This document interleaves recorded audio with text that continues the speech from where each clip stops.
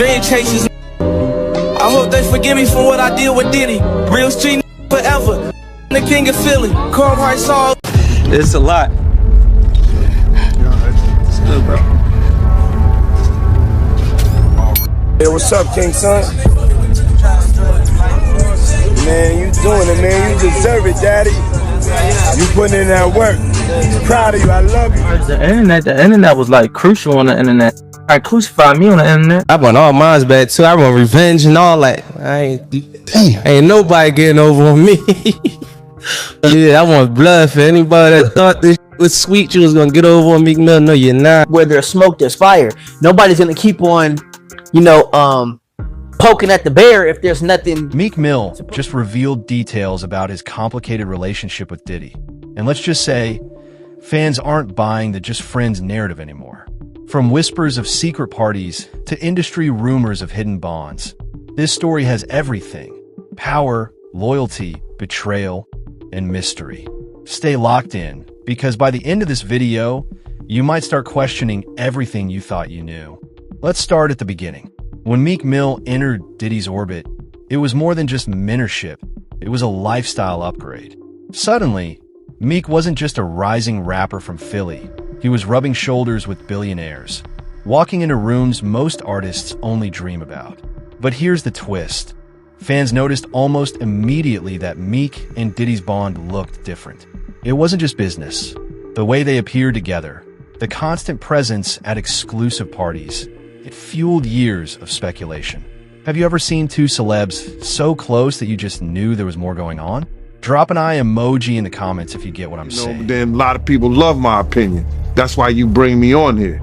And I really appreciate that, brother. I just want to say this before we get started, Art, is that, a lot of people think I came here to bring a black man down. And that's what I hear in the comments a whole lot. But it was nothing like that. A black man didn't cuss a dead man's mother out. A black man didn't set his friends up and put them in a situation where they couldn't come home to their families no more. A black man didn't reach back and help the people that helped them make it up the ladder. It was Puffy. You know what I'm saying?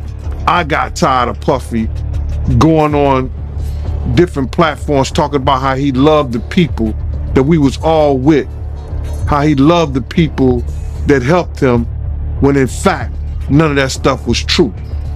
So my whole thing about it is, man, I appreciate your platform for letting me, voice my opinion.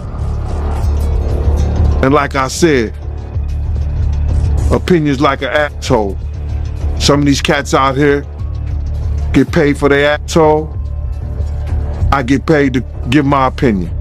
Yeah, I feel you, man. I mean, yeah, you just on here giving your opinion, man. I mean, you was one of the people that was real close to the situation, so why not? Thank you, I appreciate that.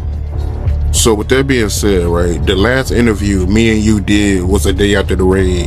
And when you look at everything now, man, how you feel about everything? It's been like a week, you knowing Diddy, you being around Diddy. Could you ever imagine that his houses would get raided for sex trafficking?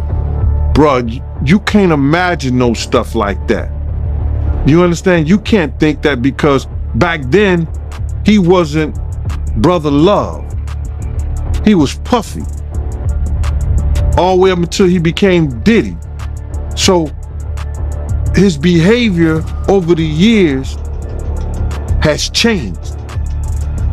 And the behavior that he shows now, and that he has shown by being Brother Love, I couldn't imagine that the police would be raiding him for sex trafficking? Nah, bruh. I couldn't imagine that. You know what I'm saying? That wasn't him back then. He's a totally different person that he became. If you've seen him on other platforms, inviting men to party with him, inviting men to go shopping with him. You understand? That wasn't Puffy. That wasn't Diddy. That was Brother Love and Love. How you feel about all the people that's wondering why haven't any of Diddy big name friends came out to defend him? Because either two things that I believe. Either they know some of the stuff is true, either they took part in some of the stuff that happened, or they scared that it may mess up their brand. Now, we can't talk about Diddy without mentioning the infamous parties. These aren't your average Hollywood events. We're talking about nights filled with secrecy, NDAs, and whispers about what really goes down behind those doors. And here's where it gets interesting. Meek was a regular.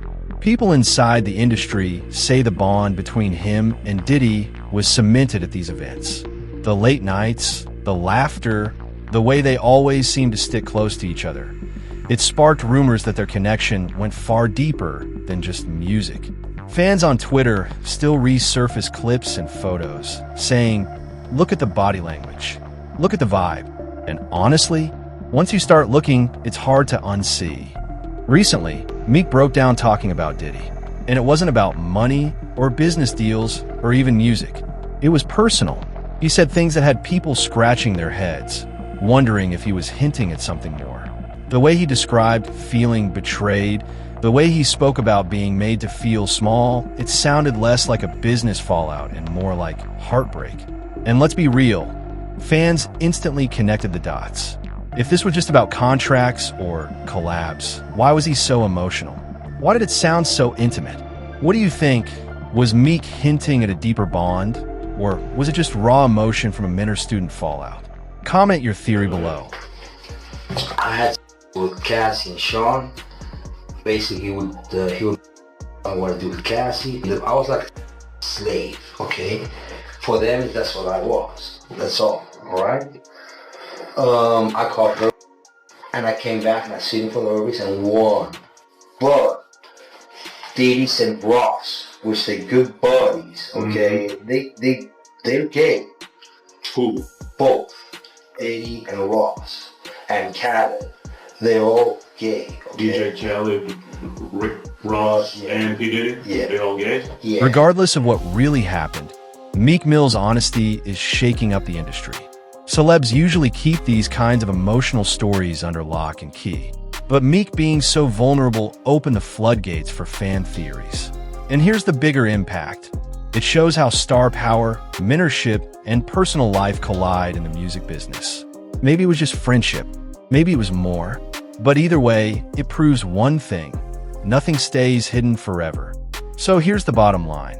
Meek Mill's breakdown about Diddy has left more questions than answers. Was it just a falling out between mentor and mentee? Or was it something deeper? Something fans have been whispering about for years? Only they know the full truth. But the speculation? That's here to stay. Now I want to hear from you. Do you believe the rumors about Meek and Diddy's relationship? Or do you think it's all just hype? Drop your thoughts in the comments. I'll be watching. And if you enjoyed this deep dive, make sure to hit that like, tap subscribe, and turn on the bell so you never miss the next untold story in celebrity culture. Because trust me, the tea is only getting hotter.